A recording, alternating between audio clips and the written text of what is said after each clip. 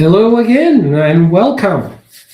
Excited today to talk about friction in the workplace and how behavior impacts that.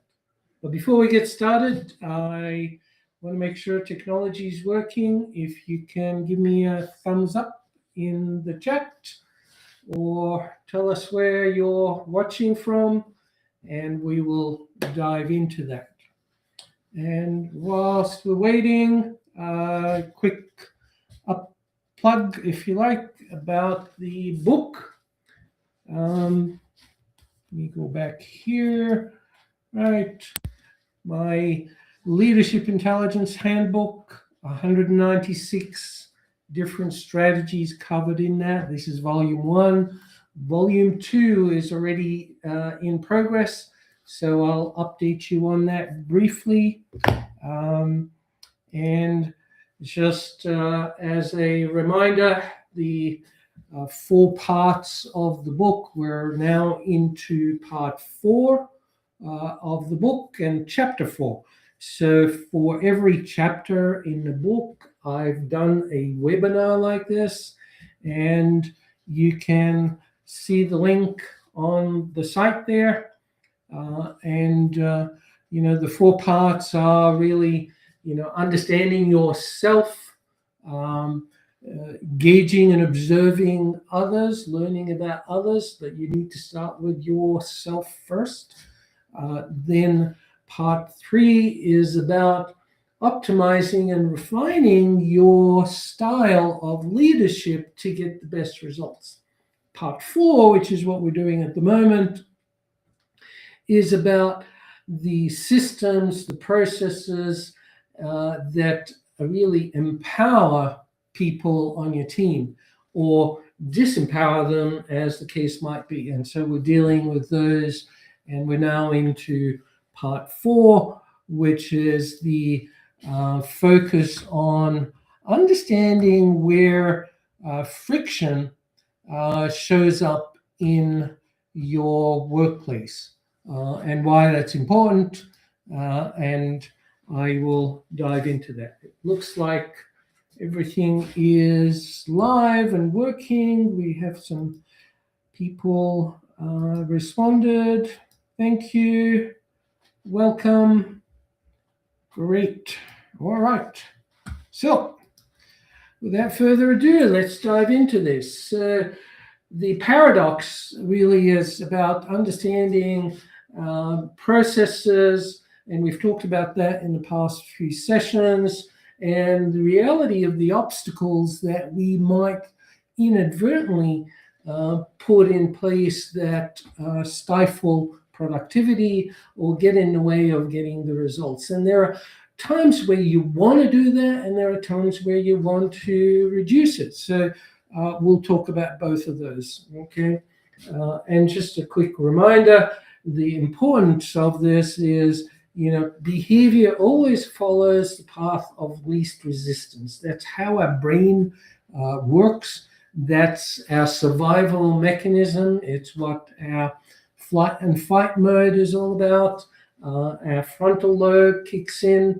All of these things that we often refer to as unconscious behavior patterns. That's where Acumatch, the behavior mapping tool that we use and develop, comes into play. It maps the unconscious behavior patterns that show up as habits in the workplace. Okay, so we want to look at the systems and where they impact our unconscious automatic responses and how they impact that. Do they cause friction, or does it remove friction? And you need to, be the catalyst to engage with that, to analyze that, be the scientist like me, and dive into those areas. And I'm going to show you how to do that in a very simple 6-step process, okay? How to identify it, understanding the impact of just something that might be very small that explodes into a major problem. The strategy of actually putting friction in place when you need to, where it shouldn't exist, where some roles, and we talked about that last week, in deciding the environment for different roles. It can't be all open floor plan, right? So understanding all of these things, and I'll dive into them now. Let's start with the first one, identifying friction before failure. So what does that really mean? Here's an example. Okay. This company was going through a high churn of new hires dropping off in the first couple of weeks of their onboarding process. And why? When we analyzed it, there were 47-page onboarding handbook. There were videos that they needed to watch. There was the setup alone took a long time for IT to do that. You know, the first few weeks were just filled with so much stuff that 30% of them never really got past that point. They got overwhelmed. They were drinking through the fire hose, you know, that expression. And the deer in the headlight look, you can throw all kinds of cliches into that. But the reality was we just needed to look at that journey more carefully. Look at the journey as small chunks. You know, I was just talking about that the other day with the client, saying, you know, you can't just throw a whole bunch of new stuff at people on your team and expect them to be able to take it on board. You need to do things in small chunks, incremental, bring them along, if you like. And the same with the onboarding. In this case, the friction was just too great. It was death by 1,000 cuts, right? So how do you change that? Okay, you need to, in my earlier career, well, early in my career, I should say, I was fortunate at IBM to run a usability lab where we observed how people interacted with the applications, the software that we were launching. And that's exactly what we're looking for. You know, we're looking at where the friction was, you know, where they stopped, where they paused, you know, where they struggled, or where they started to look for workarounds and other ways of doing things, right? So you want to be able to do that and do it deliberately, as opposed to, you know, waiting for the problem to occur. Be proactive, basically, right?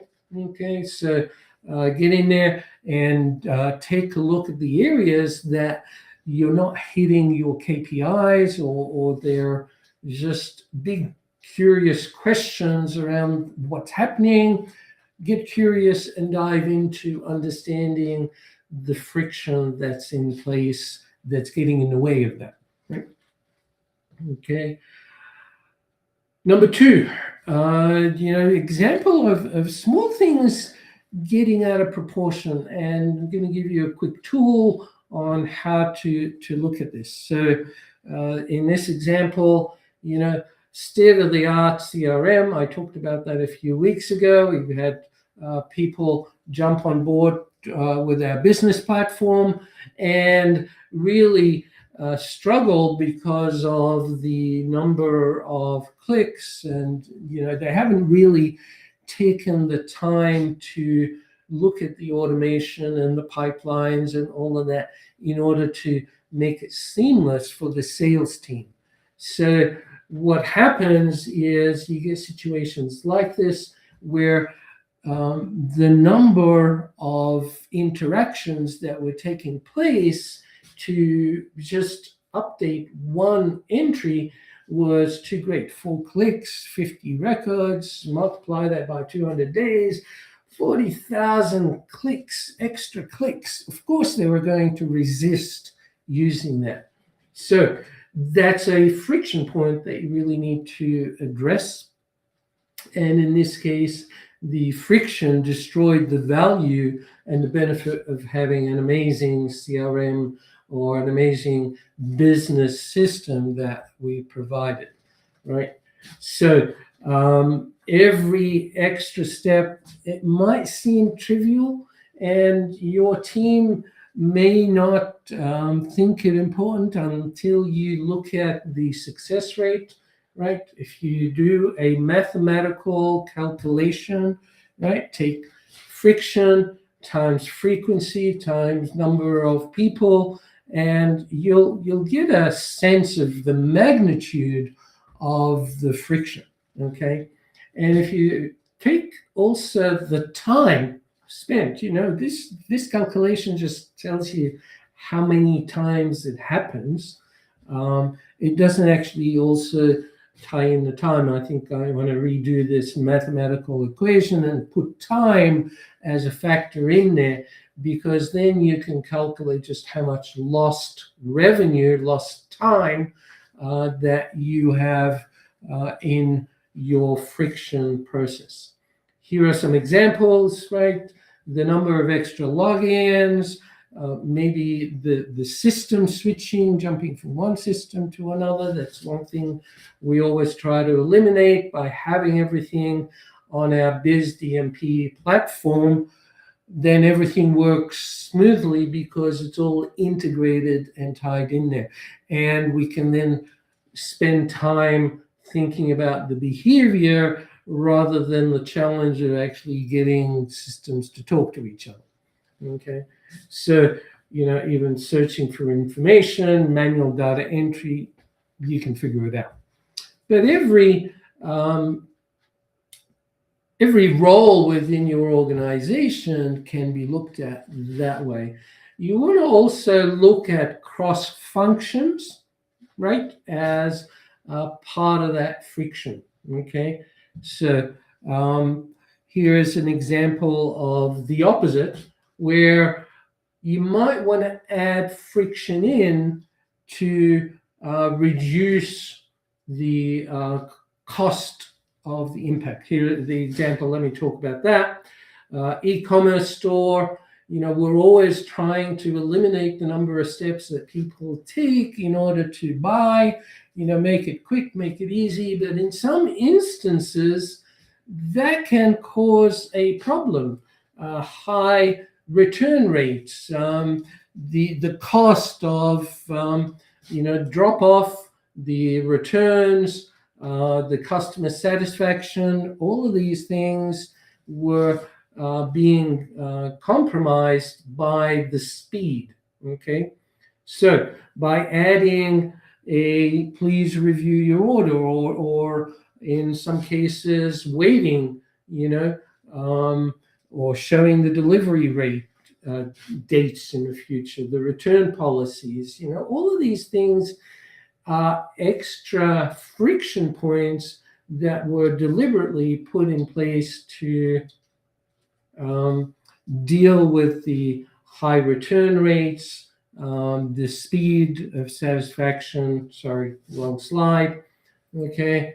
And so some frictions are going to be important to cause people to pause. When you've got a high value product, right, you may want to delay your production, your delivery, if you like, to give people time in case that there is a buyer remorse, a question that comes up that they didn't think about, and it's a costly project to get into that. So you might want to look at that, right? So identify the decision points, map where the reflection would add value, right? Add minimal friction at decision points, and measure the impact, not just speed. Okay, we often talk about this also in customer support areas, right?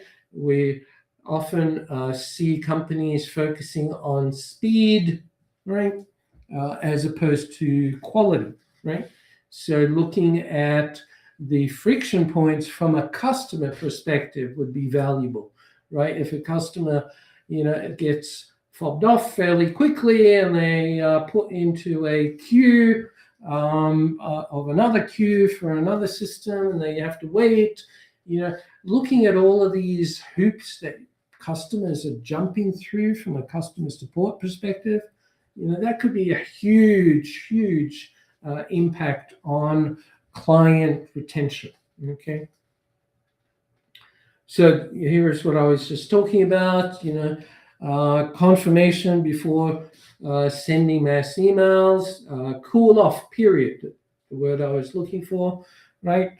For major purchases, maybe there's a checklist before publishing content. We're doing that at the moment with one of our clients.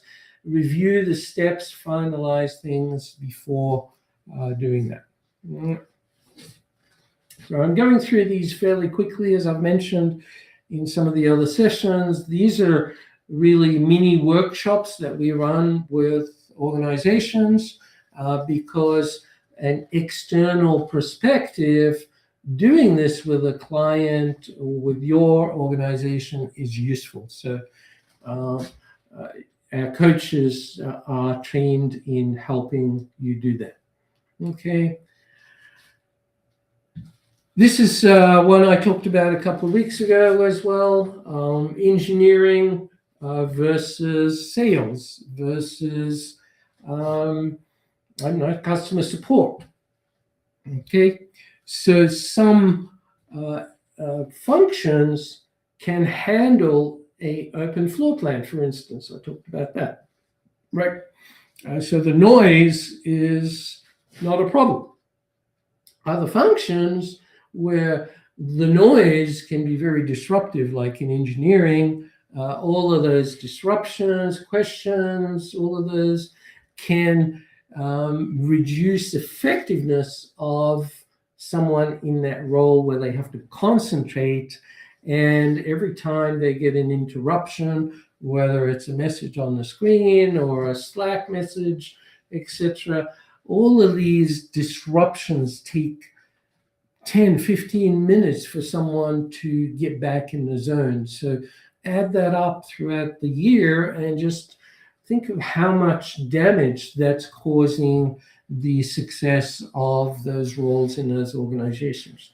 No wonder they fall behind schedule, because, they got an allocated schedule to complete a task within a certain time frame, but with all these disruptions, it's impossible to do that, right? So talk about that, right? So analyze it and think about the role is really the point here. Some functions have to have that deep work. That there are tasks. I've seen engineers work on a task for 4 hour straight because it's so intriguing, interesting, exciting for them, but also has a lot of concentration that's required to do that, right? We always, encourage people to take lots of breaks, but sometimes that is not the reality of real life situation, right? So understanding that allows you to factor in the friction of the interruptions, right? So the example, I was just talking about that, 2 to 4 hour flow zones in the calendar where there is no disruption. Maybe having a flag of no disruptions. We've talked about closing the door, right? Means don't knock on the door, don't come in, don't, respecting those flow zones that are critical for certain roles. Okay. Now, other roles, yes, they stop, start. That's fine. In sales, you're taking one call at a time. Those are short sprints, if you like, and customer service also in a similar way, right?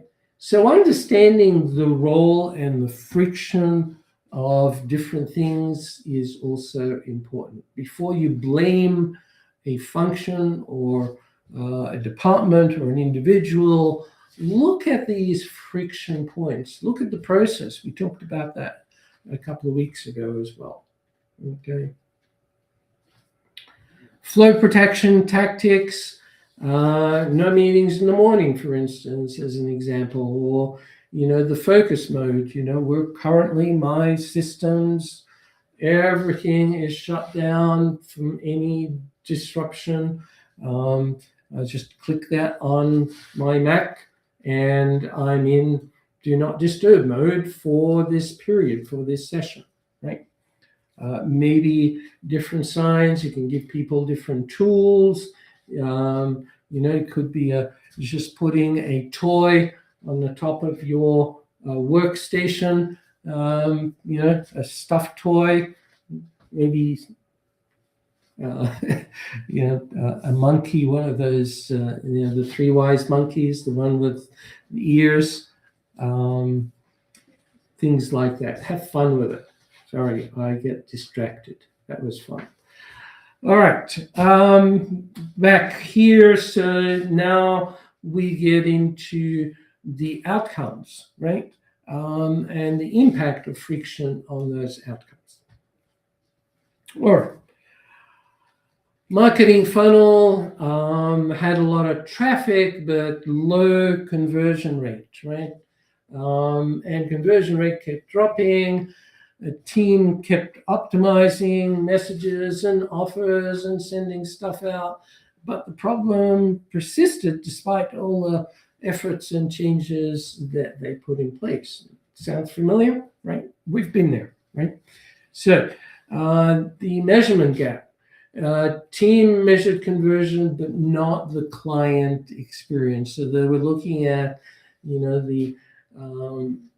the final conversion rate. When we see that a lot with many businesses, you ask them what's your conversion rate, and they go, 80%. I go, well, hang on a sec. How many other steps were before that last piece that you're only paying attention to because you've lost 1,000 opportunities prior to that one that you converted? So look at the client experience at all the steps along the way, right? Okay, so page load time as an example. How many fields are in your form, right? People put it into, we're trying to qualify them better. Well, maybe that's the wrong place to try and do that too soon, right? Friction increases, people don't notice it. You just, we're doing great. Look how many hits we're getting on the site. And at the back end, we're having high conversion, but we've lost so many opportunities along the way, right? So understanding the metrics at all the steps, look at the client experience, okay? And very important point, that first one, metrics are a lagging indicator, right? They're after the fact. You can't fix the past. So proactively analyzing the process, the experience, the steps of the friction becomes really something you ought to do before you launch a new page, okay? Something before you launch a new product, right? I love people, that I talk to sometimes that go, you know what, if you've got a new product, give it to me because I'll break it, because they are the ones that go through those types of experiences, that they expect things to function in a particular way, right? Love that, okay? So measure the experience, look at the friction points that are affecting your business, right? So build it into your business is really the point here. Don't just launch stuff without first going through an experience. Most organizations, in the software industry at least, they go into a beta test first, and then we currently have a new what's known as founders that are invited to then take the tested, proven product and actually go through the experience to give feedback, to give testimonials or case studies to support that. But you might have to go back and tweak things before you launch, right? So track time to complete, the steps required, the error rates, all of these things, the abandonment points. There's a lot of stuff on the screen there that you can do. All right. Examples, all right. I think I've talked about all of those. All right. Go over it again, but we'll go into the next one, and that is the continuous reduction. And let's just look at that. So, company. And I've seen this many times. In fact, again, early in my career, I was fortunate to lead a number of initiatives in what I ran a research and development department. I guess my scientist brain always kicks in. But in that function, we were retraining people on how we do software development, okay? And, banks, large organizations were spending millions of dollars developing projects with 30, 40 developers for 2-4 years, in some cases, 18 months is an average, right? And delivering a product that was too late for the market, or delivering a product that nobody could use because it had too many friction points in it.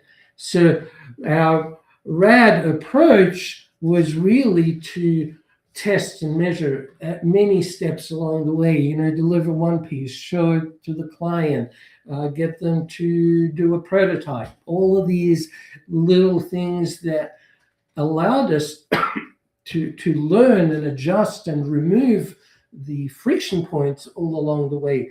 I've worked on military projects. I've worked on very high corporate projects. And it always comes back to understanding the behavior. That's why behavior intelligence became so important to me and to what we do today. The leadership intelligence is founded on understanding behavior. All of this friction is about understanding the impact on people, right? So you've seen me talk about this many times. Technology, AI today, it needs to consider how it interacts with people. In fact, we are launching some amazing products that leverage all of that to help people. And it doesn't have to be boiling the ocean, trying to do so much in one hit. Small increments are much better than a huge launch, right? Okay. So continuous testing, feedback, run a weekly friction meeting to look at different things, right? There it is there, right? Empower the team to identify friction points, have, map your team, pick the person that is high quality control, high contrary, high logic, and put that person in charge of your system Q&A, right? Quality assuring your system, but looking at the friction points, get them to be the driver behind that, because it is somewhat of an expertise area that someone can take on, right? And it can be daily, weekly, monthly reviews. You can put all of these processes in place. And why is that important? What's the impact to your organization if you do this? We spend a lot of time sometimes in marketing and in sales, shooting after new opportunities. But if you like, the paradigm that we talk about sometimes is having a bucket full of holes, right? All of that energy and effort to fill the bucket, and everything is leaking out, and there's only a couple of drips actually making it through your bucket full of holes, right? So putting these things in place, imagine just how much money you're leaving on the table.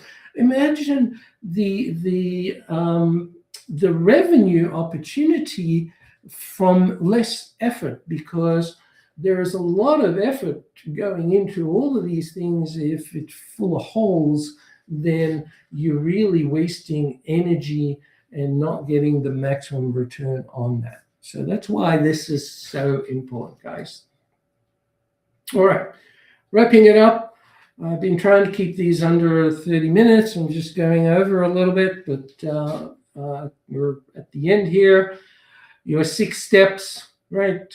Map the friction, do the calculation, understand the friction points and the multiplier of those little cuts, right? Strategically, where should you put friction in where you've taken it out and it's impacting the bottom line?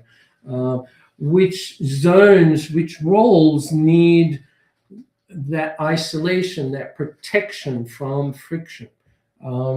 Measure the friction first rather than the metrics as a lagging indicator, and don't try to make a huge project, do little continuous improvements along the way. It's far more effective, far more beneficial to your organization. Put somebody in charge of that.